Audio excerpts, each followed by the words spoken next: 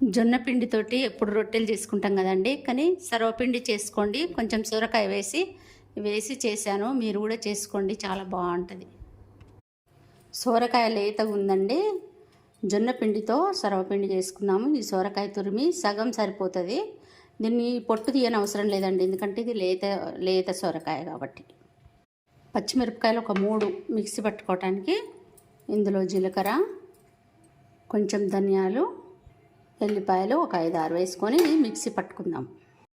పచ్చికారము ready అయిపోయింది, పక్కన పెట్టుకుందాం. 1 కప్పు జొన్న పిండి మిక్సీ పట్టుకున్నది ఇది ఇందులో వేసేసుకుందాం. సోరకాయ తురిమింది ఈ కప్పులో సగం అయిందండి, ఇందులో వేసేస్తున్నా. ఉల్లిపాయ పొడుగ్గా కోసి వేస్తున్నా. కరివేపాకు తరుగు, కొత్తిమీర తరుగు, చిన్న స్పూను నువ్వులు, వేయించి పొట్టు తీసుకున్న పల్లీలు, తగినంత ఉప్పు, శనగపప్పు ఒక అరగంట సేపు నానబెట్టుకున్న 1 స్పూను శనగపప్పు. ఇది మొత్తం మంచిగా కలుపుకోవాలండి.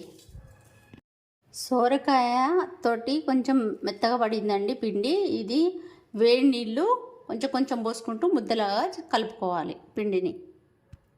జొన్న పిండి కాబట్టి కొంచెం అవసరం వస్తేనే కొన్ని నీళ్ళు పట్టినాయండి. ఇట్లా ముద్దలాగా కలిపాను. ఇప్పుడు ఒక పెనానికి నొక్కుకుందాం సర్వపిండి. ఇలా చిన్న హోల్స్ వేసేసి ఇందులో వీటిల్లో కొంచెం ఆయిల్ వేసి స్టవ్ మీద కాల్చుకుందాం. అంతేనండి, జొన్న పిండితో సర్వపిండి రెడీ అయిపోయింది, దింపుకోవడమే.